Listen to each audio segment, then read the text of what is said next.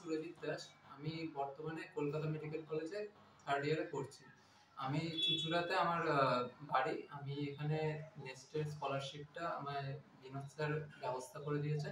তো বর্তমানে এই স্কলারশিপটা আমার খুবই ফাইন্যান্সিয়াল স্ট্রাগল চলছিল। তো এই স্কলারশিপটা আমার একাডেমিক এক্সপেন্সেসের জন্য অনেকটাই হেল্প করবে এবং আমি নেস্টের প্রতি এটার জন্য অনেক কৃতজ্ঞ এবং এই নেস্টের ব্যাপারে আমি জানতে পারি অনলাইনের একটি সাইট থেকে এবং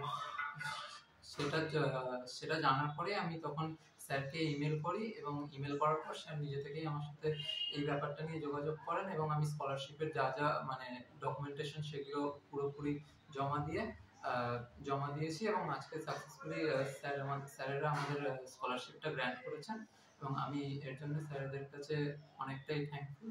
থ্যাংক ইউ স্যার।